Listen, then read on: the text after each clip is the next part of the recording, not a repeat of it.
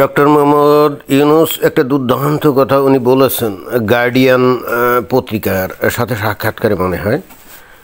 তো সেটাই এখানে দেখলাম যে খবরে চলে আসছে। উনি কি বলছেন যে বাংলাদেশকে গাজার মতো ধ্বংস করে পালিয়েছেন শেখ হাসিনা, গার্ডিয়ানকে ডক্টর ইউনূস। অর্থাৎ যেটা আমরা বুঝতে পারছি যে ডক্টর মোহাম্মদ ইউনূস আস্তে আস্তে টের পাচ্ছেন যে বাংলাদেশের পরিস্থিতি আসলে গাজার মতো হতে যাচ্ছে, তাই না? এরকমই মনে হয় না? তো এখন যেহেতু উনি এখন ক্ষমতায়, তো গাজার মতো যদি পরিস্থিতি হয় তাহলে তো ওনার দ্বারাই হবে, তাই না? হতে যাচ্ছে, কিন্তু দোষটা তো নিজের ঘাড়ে নেওয়া যাবে না। কী করতে হবে তাহলে? বাংলাদেশের যে ট্রেন্ড বা ঐতিহ্য, সেটা হলো কি পূর্বসূরিদের উপরে দায় চাপিয়ে দিতে হবে। ডক্টর মোহাম্মদ ইউনূস কিন্তু ঠিক সেই কাজটাই উনি করলেন। অর্থাৎ উনি ঠিকই উপলব্ধি করতে পারছেন যে উনি যে 8 আগস্ট যে ক্ষমতায় আসছেন, এরপরে বাংলাদেশে বর্তমানে যা ঘটছে এবং ঘটে চলেছে, তাতে বাংলাদেশের পরিস্থিতি আস্তে আস্তে কিন্তু গাজার দিকেই মোড় নিচ্ছে, যেটা কিন্তু আমরা বিভিন্ন ভিডিওতে অনেক ক্ষেত্রে বলার চেষ্টা করেছি। কারণ আমরা তো দুনিয়াব্যাপী যে আর্থসামাজিক অর্থাৎ ভূ রাজনৈতিক যে প্রেক্ষিত আছে, ভূ রাজনৈতিক ক্ষেত্রে যে খেলাধুলা চলছে, এগুলো সম্পর্কে তো আমরা কিঞ্চিত খোঁজখবর রাখি, আর নিজেদের কমন সেন্স সেখানে ইউজ করে তার প্রেক্ষিতে বাংলাদেশ আসলে কোন দিকে যাচ্ছে সেটা তো আমরা একটু বোঝার চেষ্টা করি, এবং তখনই আমরা বুঝতে পারি যে বাংলাদেশ আস্তে আস্তে কিন্তু গাজার মতো পরিস্থিতির দিকে যাচ্ছে। তো এখন কথা হচ্ছে যে ডক্টর মোহাম্মদ ইউনূস তো শেয়ানা লোক, বোকা তো না। একেবারে বোকা হলে তাহলে উনি নোবেল পুরস্কারও পাইতেন না। উনি কি শান্তিতে নোবেল পুরস্কার পাইলেন, তাই না? খেয়াল করে দেখেন যে শান্তির জন্যেও না উনি সারা জীবনে কোনো কিছু করছেন আমরা দেখি নাই, উনি অথচ শান্তিতে নোবেল পুরস্কার পাইলেন। পৃথিবীর কোন দেশে 2006 সালে উনি নোবেল পুরস্কার পাইলেন না? তো 2006 সালের আগে কোথায় কোন দেশে উনি শান্তি স্থাপন করছেন বা শান্তি উনি দিয়েছেন কাকে আমরা ঠিক জানি না। বাট তারপরে 2006 সালে এই যে আমেরিকার এই যে হিলারি ক্লিন্টনকে ম্যানেজ ট্যানেজ করে, তারপরে সুইডেনের যে শান্তি কমিটি আছে নোবেলের, তাদের ম্যানেজ করে এ ধরনের একটা বিশাল পুরস্কার পাওয়া কি এত সহজ নাকি? আর যিনি সেই কাজটা করতে পারেন তাকে সহজ সরল ভোলা ভালা মানুষ মনে করার কোনো কারণ নেই। খেয়াল করতে হবে, নোবেল পুরস্কারটা দেওয়া হয় যার যার ব্যক্তিগত অবদানের কারণে এবং ক্ষেত্রে, পদার্থবিজ্ঞান, রসায়ন বিজ্ঞান, জীববিজ্ঞান, মেডিসিন, অর্থনীতি ইত্যাদি ইত্যাদি ক্ষেত্র আছে না, শান্তি। এখানে যারা ব্যক্তিগতভাবে বিপুল অবদান রাখে যেটা অবিস্মরণীয়, যেটা মানব সভ্যতা একটা বিরাট অবদান রাখতে পারে, সেই জন্যই কিন্তু ডক্টর মোহাম্মদ ইউনূসকে কিন্তু এর কোনো ক্ষেত্রেই নোবেল পুরস্কার দেওয়া হয় নাই। এখানে যদি তাকে অর্থনীতিতে নোবেল পুরস্কার দেওয়া হতো তাহলে কিছুটা হলেও মান রক্ষা হতো, কারণ ওনার যে মাইক্রো ক্রেডিট সিস্টেম, এটা তো অর্থনীতির বিষয়, তাই না? আমি আজও বুঝতে পারি না যে ওনাকে অর্থনীতিতে নোবেল পুরস্কার না দিয়ে শান্তিতে কেন দেওয়া হলো। তার মানে হচ্ছে পশ্চিমা সভ্যতা ওরা এই মাইক্রো ক্রেডিটকে আসলে অর্থনীতির কোনো বিষয় হিসেবে গণ্য করে না। যদি করতো তাহলে তো ওই বিষয়ে তাকে নোবেল পুরস্কার দেওয়া হতো, তাই না? তো যাকগে, ধান ভানতে শিবের গীত গেয়ে ফেললাম। তো এখন সেই ব্যক্তিটাকে আমরা কিন্তু সম্মান করতাম, বাংলাদেশের আপামর জনগোষ্ঠী কিন্তু সম্মান করতাম, কারণ এন্ড অফ দ্য ডে আমরা চিন্তা করতাম ধত্তর কিশোরী মানে কোন সাবজেক্টে নোবেল পুরস্কার পেয়েছে এটা আমাদের ধর্তব্যের বিষয় না। নোবেল পুরস্কারটা ইটসেলফ এটা এমনই একটা উচ্চতার ব্যাপার, একটা উচ্চ সমানের ব্যাপার, যে বিষয়ে ডক্টর মোহাম্মদ এটা পেয়ে থাকুন না কেন, চোখে আমাদের কোনো সমস্যা নাই। অ্যাটলিস্ট বাংলাদেশের মানুষ তো একজন এটা পেলো, তাই না? আমরা ঠিক এই কারণেই তাকে সম্মান টম্মান করতাম। এবং আমরা এই ডক্টর মোহাম্মদ ইউনূসের প্রতি এই যে ওই আওয়ামী লীগের শেখ হাসিনা, তার যে একটা বৈরিতা সুলভ যে আচরণ, এটা দেখে আমরা কিন্তু বিরক্ত হতাম যে ভদ্র মহিলাটা ডক্টর মোহাম্মদ ইউনূসকে তো ব্যবহার করতে পারতো। যেহেতু সারা পৃথিবীতে ওনাকে সম্মান টম্মান করা হয়, নোবেল পুরস্কার যদি কেউ পেয়ে থাকে তাহলে তো অটোমেটিক্যালি একেবারে বাই ডিফল্ট সারা পৃথিবীর যে কোনো দেশে গেলেই তাকে সম্মান সমীহ করবে, এটাই কিন্তু আমরা ধরে নিতে পারি। এবং পৃথিবীর বিভিন্ন দেশের উন্নত হোক অনুন্নত হোক, সেখানকার উচ্চ লেভেলের লোকজনদের সাথে তার ভালো সম্পর্ক থাকবে, এটা কিন্তু একেবারে বাই ডিফল্ট হওয়ার কথা। এবং আমি নিজে ব্যক্তিগতভাবে ওই শেখ হাসিনা যখন এই যে ডক্টর মোহাম্মদ ইউনূসের নিয়ে আজে বাজে মন্তব্য করতো না, তখন আমি মনে করতাম এই ভদ্র মহিলাটা কি আসলে মূর্খ নাকি? এই ডক্টর মোহাম্মদ ইউনূসকে দিয়ে তো বাংলাদেশের অনেক উপকার করা যেত, তাই না? এখন নাহলে ডোনাল্ড ট্রাম্প আসছে বলে একটু ঝামেলা হয়ে গেছে, বাট এতদিন তো ডোনাল্ড ট্রাম্প ছিল না।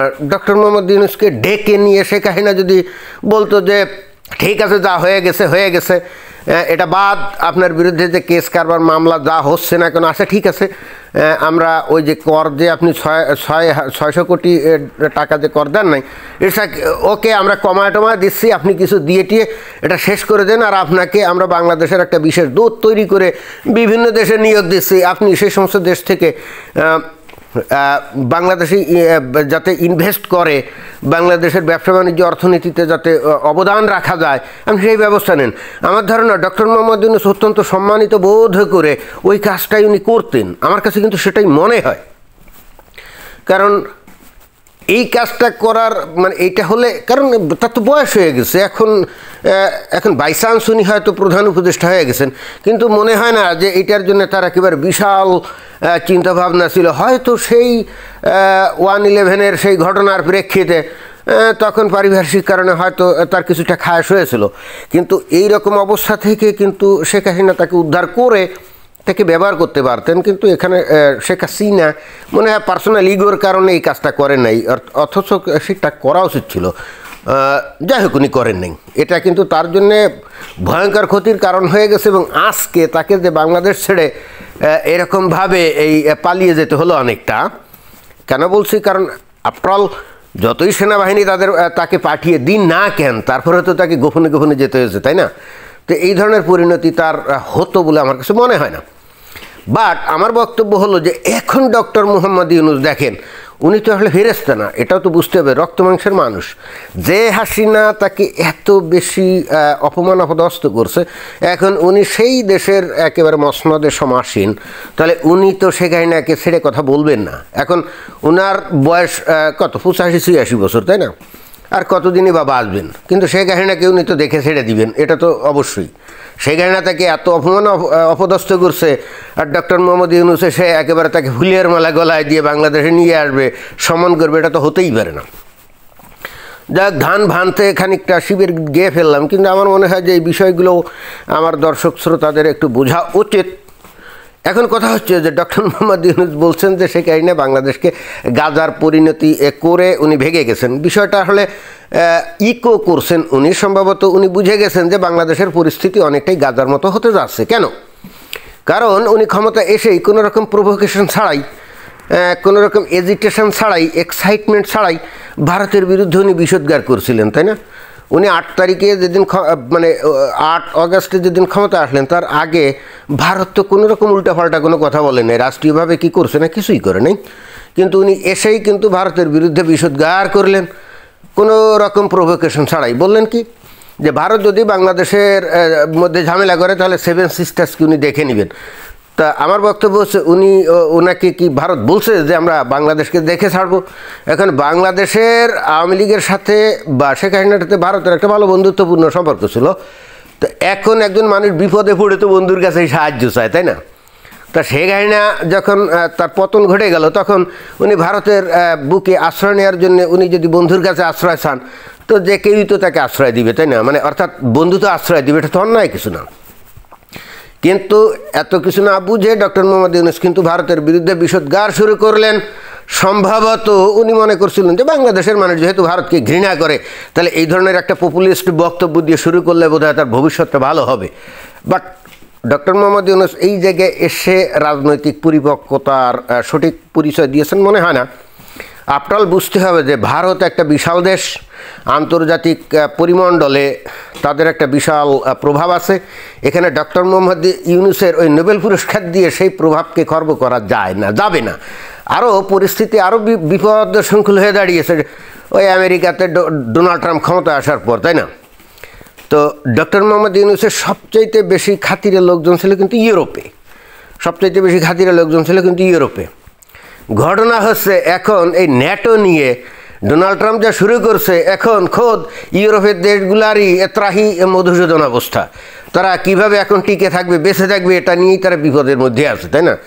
এখন এদের সাথে ডক্টর মোহাম্মদ ইউনূসের খাতির যদি অতীতে ভালোও থাকে, তাহলে এখন ডক্টর মোহাম্মদ ইউনূসের দিক তাকানোর তাদের টাইম নাই। আমি জানি না এটা ডক্টর মোহাম্মদ ইউনূস এটা বুঝতে পারছেন কি না।